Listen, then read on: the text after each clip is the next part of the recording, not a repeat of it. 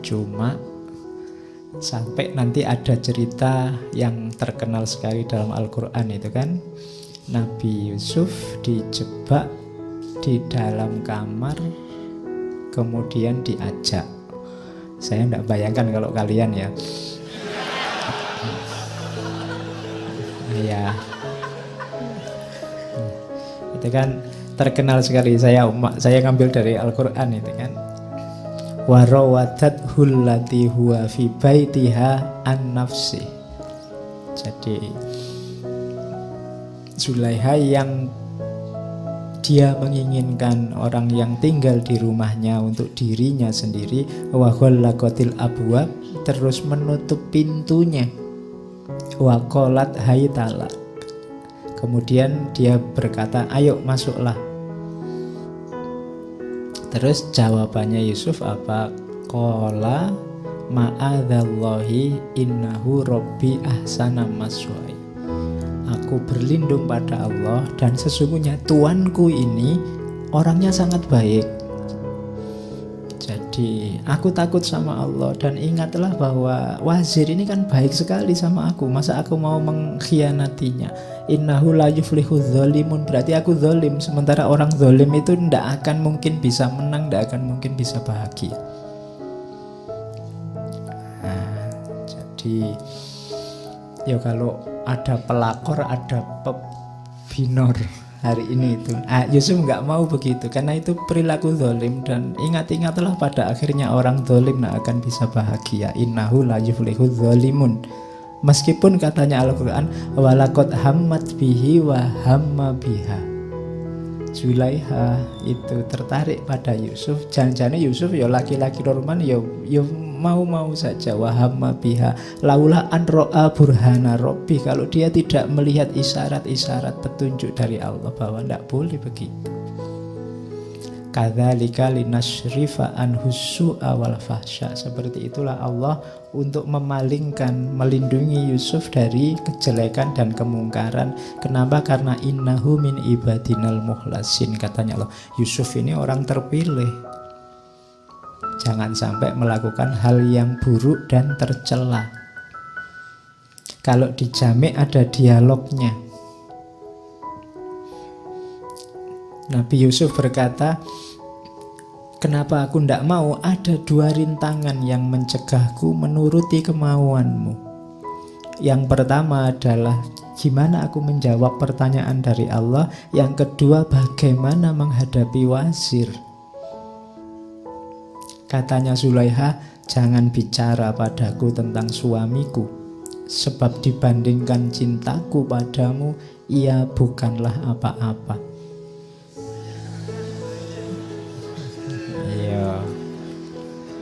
Enak ya jatuh cinta sama, jangan takut sama suamiku kan, karena dia merasa menguasai suaminya. Ya memang jatuh cinta sama istrinya orang, suaminya orang itu kan lebih aman. Karena ada anekdotnya begitu. Kalau kamu jatuh cinta sama yang gadis, saingannya banyak. Tapi kalau istrinya orang kan saingannya satu, suaminya.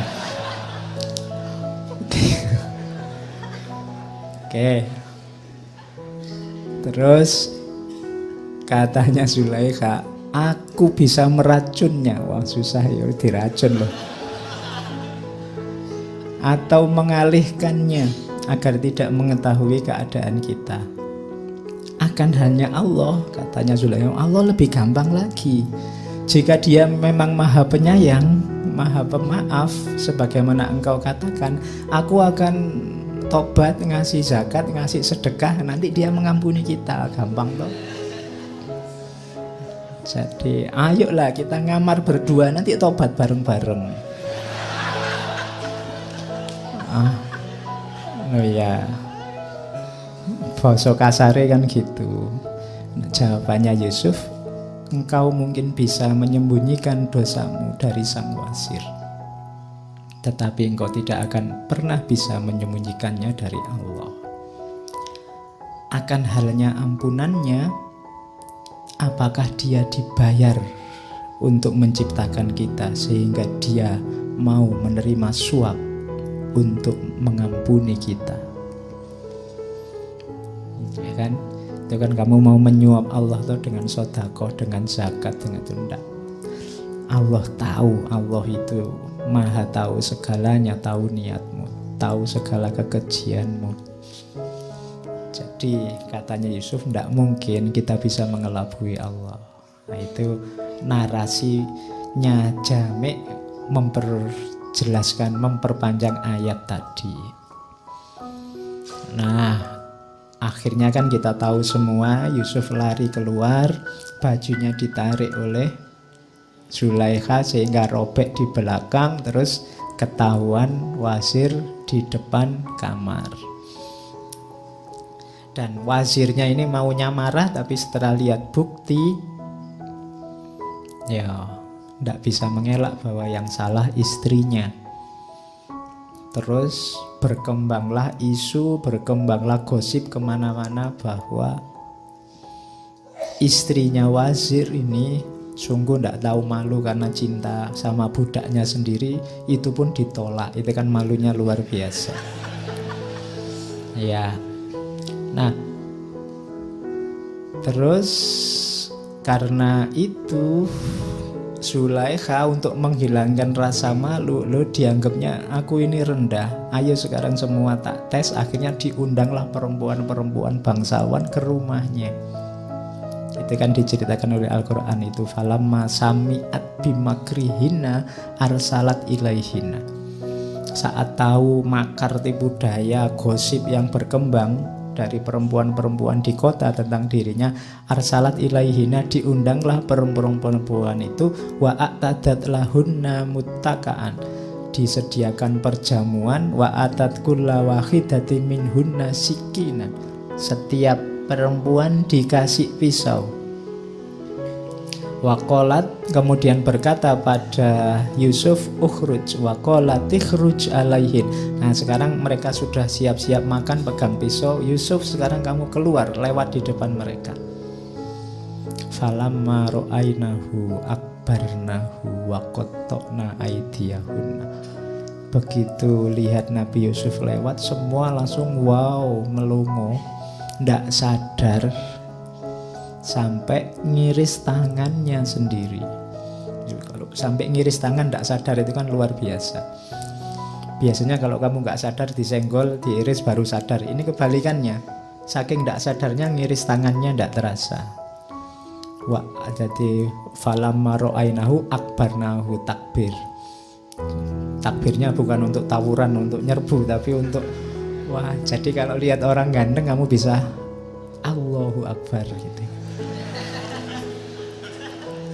Loh iya kan, contohnya kan, jadi kalau ini kan ada ayatnya. Loh kok lihat orang ganteng Allahu Akbar, ada ayatnya. Surat Yusuf ayat 31, falamma ra'ainahu akbarnahu. Terus mereka waqulna, dan mereka berkata, hasya lillahi ma hadza basyara in hadza illa malakun karim. Jadi demi Allah, ini bukan manusia orang yang gantengnya kayak gini, ini pasti malaikat yang mulia. Nah, itu. Jadi mungkin inilah ganteng yang tak terbayang, karena pokoknya saking gantengnya jadi orang sampai wow, tidak membayangkan hari ini seperti apa. Ini untuk membungkam mulutnya perempuan-perempuan Mesir saat itu. Lah kok aku digosipkan, katanya Zulaikha, coba kalian sendiri lihatlah, kayak gini loh Yusuf. Apa ndak kelepek-kelepek kalian lihat kayak gini. Jadi sehingga terus rame orang sana, oh ya pantas jatuh cinta, makhluknya seindah ini. Itulah Yusuf. Dan cintanya terus berkembang. Ini yang membuat Zulaikha tambah lama tambah susah, yaitu kalimat-kalimat ratapannya panjang. Engkau adalah mata dan cahaya keindahan, hati dari yang sengsara. Cinta padamu telah menyalakan api dalam hatiku yang sepenuhnya memakanku, dan engkau tak pernah memadamkan apinya dengan air persatuan. engkau telah merobek hatiku dengan pedang kejam, namun tampaknya engkau sendiri seperti sama sekali tak peduli oleh kekejamanmu sendiri. Setiap saat engkau membawa kesedihan baru kepadaku. Oh, betapa aku berhasrat dengan nama langit agar ibuku tak pernah melahirkanku.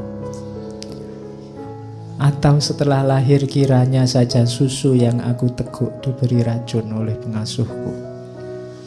Nah, itu saking sumpeknya. Ya, Zulaikha. Oke. Nah, ini di kota tetap rame, kemudian jadi gosip terus-menerus, jadi fitnah terus-menerus. Zulaikha juga mendekati Yusuf terus-menerus. Nabi Yusuf juga susah. Akhirnya apa? Nabi Yusuf berkata, Qala, berdoa pada Allah, Qala Rabbis sijnu ahabu ilayya mimma yad'unani ilaih. Ya Allah, lebih baik penjara lebih aku sukai daripada apa yang mereka ingin aku lakukan. Wa illa tasrif anni kaidahunna asbu ilaihinna wa aku minal jahilin. Kalau tidak begitu, mungkin lama-lama aku tidak kuat, aku akan berpaling mengikuti tipu daya mereka. Wa aku minal jahilin, sehingga aku jadi orang bodoh. Karena digoda terus-menerus itu kan ya cobaan luar biasa loh itu. Perempuan-perempuan cantik semuanya menginginkan Yusuf. Makanya Nabi Yusuf berdoa, Rabbi sijnu ahabu ilayya mimma yad'unani ilaih. Mending aku di penjara sajalah. Itu saya tidak tahu ada nggak orang laki-laki yang berani berdoa begini. Dan doanya dikabulkan. Nanti Nabi Yusuf akhirnya masuk penjara. Dianggap menimbulkan kekacauan. Ya, mungkin karena kegantengannya. Ternyata ganteng itu menyusahkan ya. Oke, bersyukurlah kalian yang tidak ganteng.